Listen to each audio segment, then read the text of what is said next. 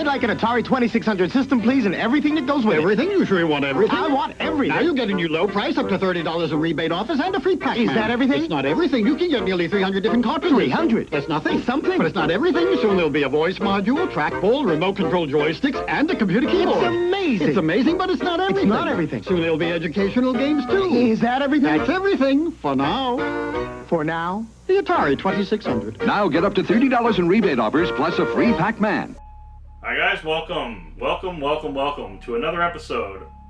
The My 5 Atari 2600 games that I picked to be my top 5 due to nostalgia, due to playability, what brought back the most memories. So what put the biggest grin on my face, and not necessarily the best games, but they definitely were the games that I would call my top 5 based on these thoughts. So starting with number 5 is Commando. Now, I love Commando on just about every single platform, but this is not the Commando that I would go back to and say is my best or favorite version of this Commando, but it was fun, and it was simplified due to the fact that you had a stick and one button. Whereas today, I mean, it's still mostly just a stick and one button, but it's a gamepad or whatever, and the stick just made it a little easier. Guys, Commando was pretty cool. I mean, it started the whole, in my thought, it started the whole top-down shooter thing for me. And I'm a big top-down shooter guy, as you guys probably already are aware of. And the graphics are a little cheesy compared to when I go to the, like, Commodore 64 version or ColecoVision or whatever. Definitely Nintendo, right? Nintendo graphics for this game was so much better. But the game was still very playable and so much fun. So Commando made it to my number 5 based on it did start the top-down shooter genre for me. And that will always be something that stays in my heart. Now the next game definitely was something warm for me. I remember walking into a Kmart back in Canada when Kmart was still a big thing. Kmart was huge. I mean, that was the place to go to get discount games, especially Atari games. And I walked in and I found Double Dragon. Now, Double Dragon went missing on me way back, moving or whatever happened. I don't even know what happened to my original Atari console. So unfortunately the box and all that is gone for me. And I did find it again. Actually, I found this one and another copy and bought one for Jeff and bought one for me because it's just a big nostalgic game for me. Definitely not the best Double Dragon version out there, but it is so much fun and it was so simplified. Again, at this point, you only had one button and your stick, whereas in the other Double Dragons, I was able to do 2 buttons for different punch or kicks. And of course up in the stick or whatever to do your jumps. So this one was up, and whenever you hit the button, it would do something based on that. Or if you were back on and you hit a button, he did an elbow. And it was just a fun game. And to be honest, it pushed the envelope for the Atari 2600. The graphics on this was pushing this console to its max in my opinion. And it just blew my mind that it wasn't a stickman game on the Atari 2600. Guys, next on my list is going to be no surprise to anybody, because anybody that was in my era and played the Atari 2600, you were a fan of Pac-Man. You were a massive fan of Pac-Man. I mean, who does not like this little yellow guy and going around eating these little ghosts, Blinky and Stinky and whatever you want to call them. But this game, oh my god, I felt like I was a champion back then. I could play this and go for hours without dying. Now I play 3 or 4 rounds and I'm dead. Like, I just don't have the reflexes, or my joystick doesn't work as good as it used to, or I don't work as good as I used to. I'm gonna go with that one. But Pac-Man was just absolutely amazing. And I remember, I mean, now I'll get this pain here from playing for a certain length of time. Back in the day, man, I'd just be doop, doop, doop, doop, doop. We would break sticks off. Like, I don't know how many times we had to rush to our local Kmart just to pick up another Atari joystick, just because of, like, playing for so long, and then you get angry and poof, uh-oh, the stick's not working the way it used to. but definitely Pac-Man comes in at my number 3, just because it was a game that I played not only by myself forever, but when my friends came over, we just sat there and played this game for hours. Pac-Man, even today, stands up for playability, and that matters. Now, one thing I'm disappointed in myself in.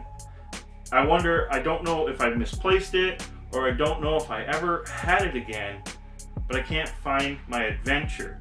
Now, Aventure for me is definitely my number 2. I played this game forever. It was just one of those maze / I don't know, hacker. I don't even know if I want to call it a hack and slash because it really isn't. But this game, you went around, you had to find keys to unlock doors, and then you had to get a gauntlet or whatever to return to your main castle. And it was just unbelievable fun. Can I still play it today? Yes. And that's what makes it so awesome. It's a game, actually, I'm thinking about sitting down with my daughters to try and get them to play because the game was so great.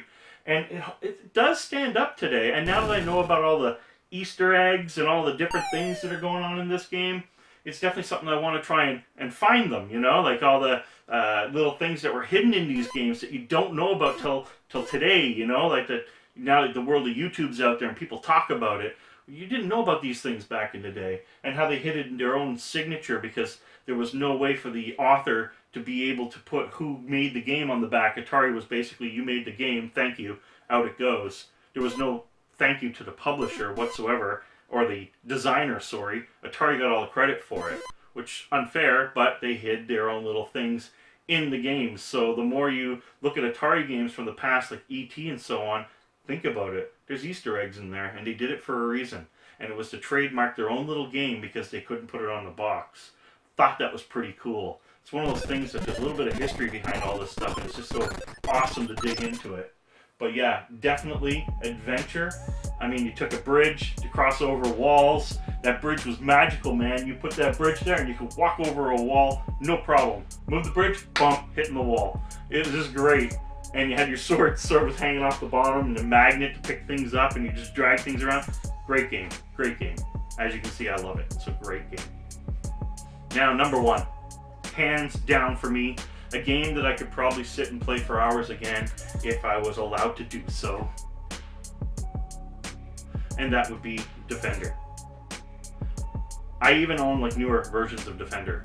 If I see a version of Defender, it could suck, and I'm buying it. I think it came out on the GameCube and so on. Defender was the game for me when I went to my Atari. If I wasn't playing like Yara's Revenge or Pac-Man or so on, Defender. I mean, if I turned Defender on, it was one of those games where I figured, ooh, I better play something else, because if I put Defender in, I'm going to be playing Defender forever. And, buddy, I was pro at Defender. Yeah, maybe not. But I was really good at it. And it's just one of those games, you know, you're flying in, just the sound, the iconic sound of Defender. It just makes me smile. And I had a friend over a couple nights ago, or last night, or whatever it was, and he was doing something else for me, and he started looking through the games and went straight to the Atari, and was smiling from ear to ear. And this was one of the games.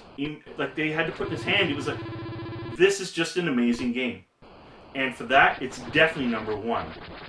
So guys, let me know your top 5 Atari games in the comments below.